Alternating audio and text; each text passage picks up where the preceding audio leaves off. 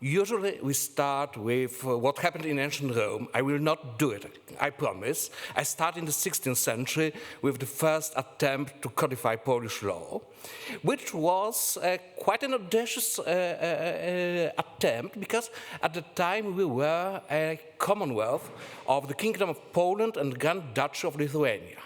And our Lithuanian friends did a splendid job creating 3 Lithuanian statutes, a codification of civil and criminal law, first-class work. Polish part stopped in the middle of the work because it was too Roman. Yes, I know, we are the only country where Roman lawyers were suspicious. Polish community, Polish nobility loved Roman Republic. They considered themselves honorary Romans, but despised Roman law as the tool of tyranny. Okay, so Pedro Ruiz de Moros, a famous Spanish scholar who worked in Krakow, wrote that being a Roman lawyer in Poland is as futile as selling furs in Africa. And we didn't have our code. And then the partitions came, Poland lost independence in the 18th century, so all the good things of the age of the codifications happened perhaps not without us, but without our engagement. And then 1980 came, and we woke up with 5 different legal systems. So we had German law, the BGB, we had ABGB, we had a Hungarian version of ABGB plus other curiosities I will not mention here. We had French Civil Code in the former Duchy of Warsaw, amended because, for instance, we had substitution fideicommissare, so fideicommissa were allowed in Poland under French law, and we had the part that was ruled by the 10th role of the Swod Zakonów Ruskiego Imperii, so the Russian civil law. And we had to deal with it.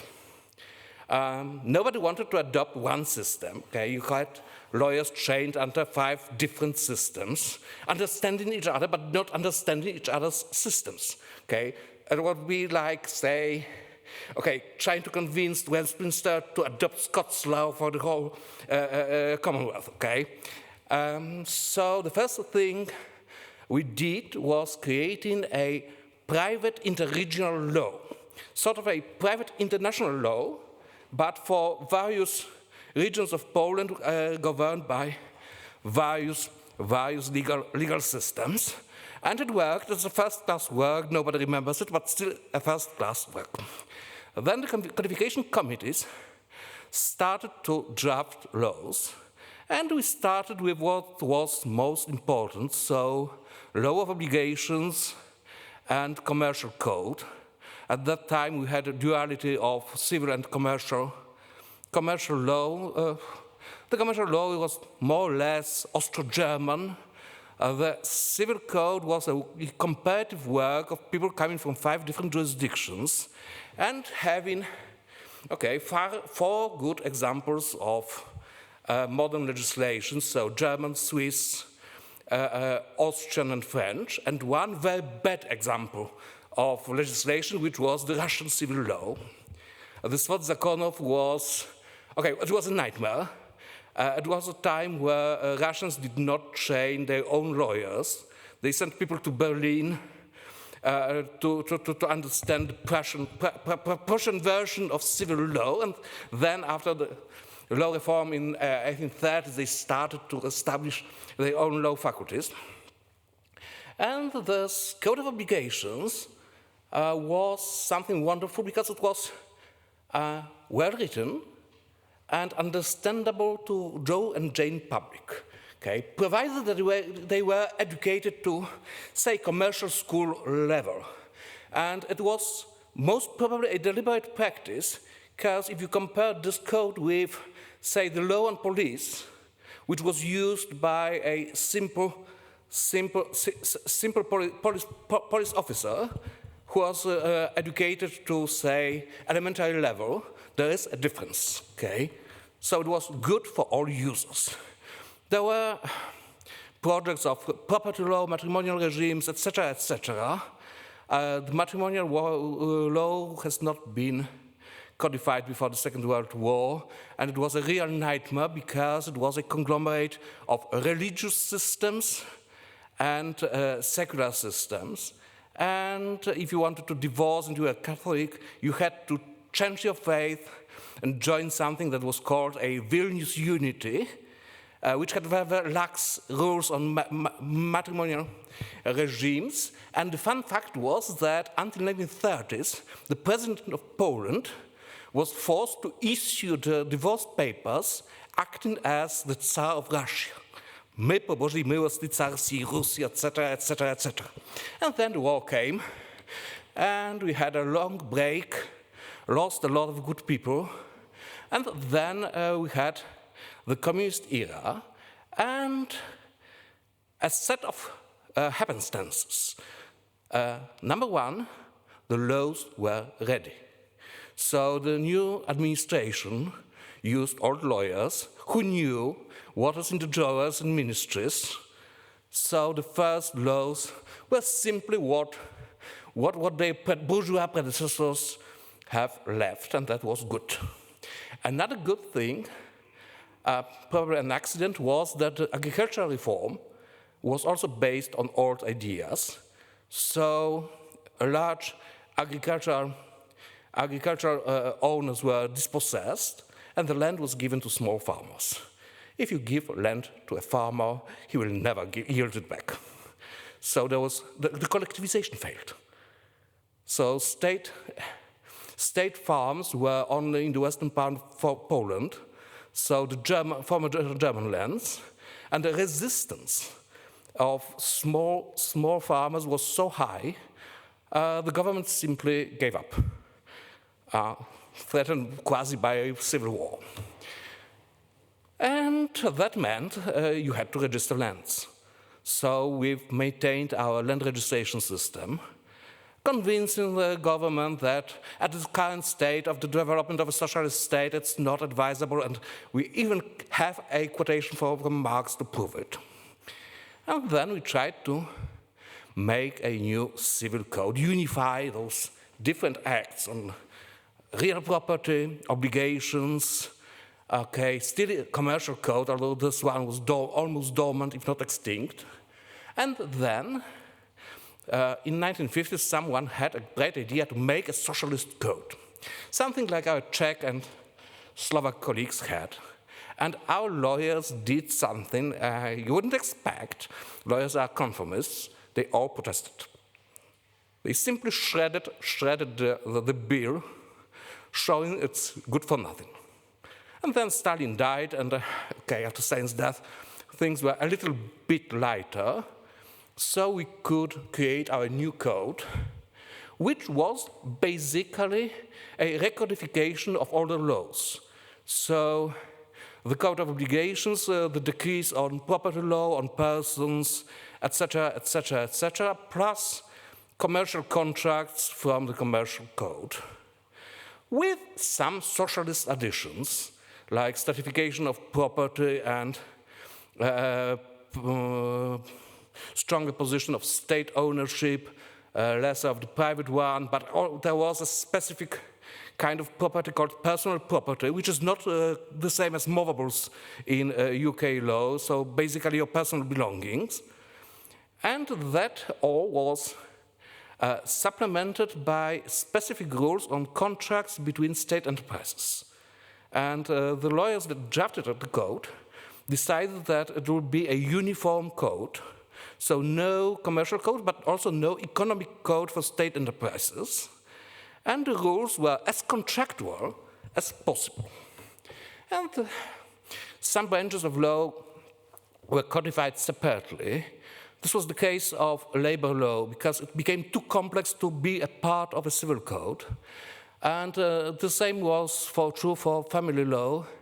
The reasons were more ideological, because the prevalent opinion was it's more public law, or in socialist economy, in socialist society you don't have to think about matrimonial regimes as property regimes and blah, blah, blah. And we survived until 1989, and all adverse proprietary effects like acquisition of land by the state were delayed until, okay, we would be having an anniversary in 10 or 20 years. Someone was really good at drafting. And in 1989, what we had to do was simply to remove things that did not fit, okay? We had a lot of square pegs in round holes. So the rules on state enterprises were removed. Some things from older legislation, like contractual freedom, were added. And we went later on trying to amend the code on the go, mostly in cases where the European Union had its ideas on how to shape relationships. Plus, we had rules that accommodated electronic contracts, not because it was not possible to infer them from the civil code, but we didn't want to force judges to understand technology, okay? It was, say, end of the last century, and it was not self-evident, okay? And we managed to add other things that we thought were wonderful, like, say, kaufmännische Bestätigungsschreiben, so the commercial letter or confirming the contents of negotiations. And nowadays, we've got a strange creature, because we've got one code, which is a common core, but has a separate rules for B2C relationships, for B2B relationships, and C2C relationships, and it's applied also to G2G relationships. So, and it still works. It's so flexible, it works. So the people in the 1930s and then in the 60s who drafted it made a really good job, because, well, this code is 60 years old, 25 years under communism, and the rest under market economy, and it still works, okay? So we are amending it, we are not changing it. There was a discussion about a new civil code. Okay, there is a discussion every few years. There was an attempt by Professor Radwański. They started with a general part, then Professor Radwański died, and nobody wanted to continue the project. There was okay, I'm not commenting on the reasons, okay?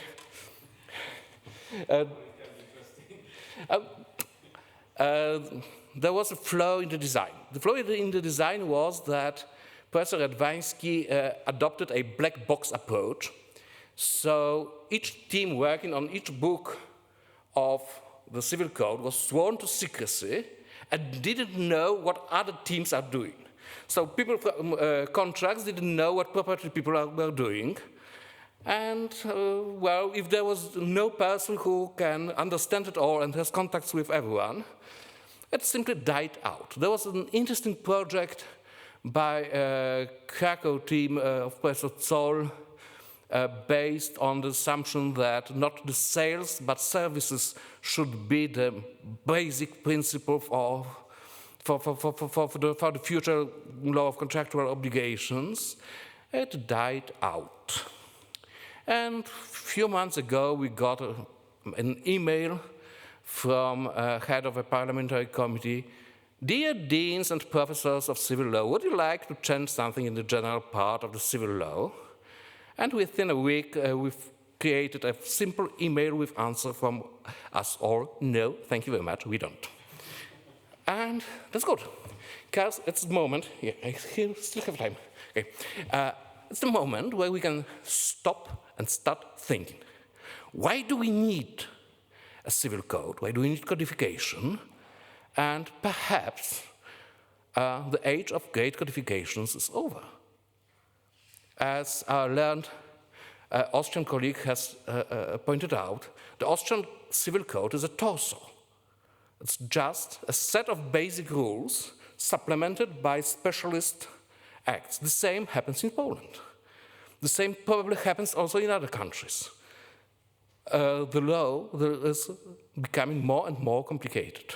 So even if you want to write it for Joe and Jane public, you can't do it anymore because, well, Joe and Jane public will not understand, say, patent law or more complex regulation of artificial intelligence.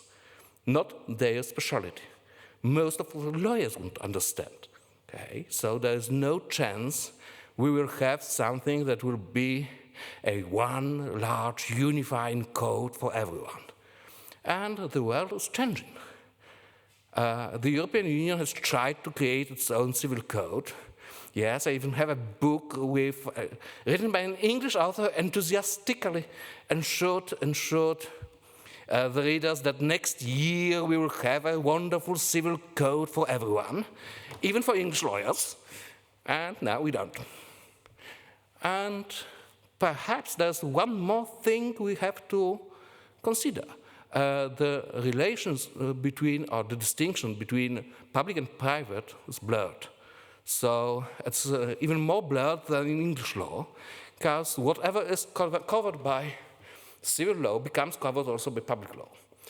Agricultural law, when I started my studies, okay, it was civil law. Now it's more public law. Labor law has also social security component, has also a trade union component. It's not private law. Family law is also strongly influenced by the public. So it's not the same time, and it's not the same private law people knew when they started the age of great codification. Something has changed. And the final problem is, do we still live in a private law society? A famous German lawyer and economist, Böhm, has coined the term Privatrechtsgesellschaft, the society of private law, where equal people, industrious people, create a society and create social bonds. And it was coined in time where your retirement policy depended on your savings and how many kids you had. Nowadays, it's more covered by public law. So it's not perhaps it's not a Privatrechtsgesellschaft anymore. Perhaps it's a public law society, what we have now. And the civil law, if it's not dying. It's changing its position and has perhaps new challenges because we've got the state as one actor, we've got large multinational corporations setting their own rules, which are alternative legal systems, but they are based on the autonomy of will. So it's basically contractual, but we don't know these rules. Those of you who use Facebook or Twitter know that sometimes you're getting kicked out of Facebook or Twitter, or your account is suspended because you've infringed on the rules of the community. What are the rules of the community? We don't know. Can we guess what the rules are? Yes, most probably using big data methods, we will be able to do so, but that means that being a civil lawyer, private lawyer, will mean in the future something completely else. And there's one more thing that speaks against Privatrechtsgesellschaft. That is, that we've got multinationals, we've got the state, we've got Behemoth and Leviathan, and what's in between? Traditionally, it was the family, the churches, non-governmental organizations, charities, but we live in a secular world. Families have completely different meaning nowadays, and the NGOs are either clients of the Behemoth or the Leviathan. So, an autonomous person, a human being, with private law terminology somewhere in the back of the head. Okay, I'm free, I'm autonomous, I can act independently, is suddenly put between behemoths and leviathans. And the million-dollar question is, if I can swear my allegiance, or if I must swear my allegiance either to Behemoth or Leviathan, can I still be a Bürger, a citizen, a person, a privatrechtliche Gesellschaft, wo es gemeint war? Thank you very much.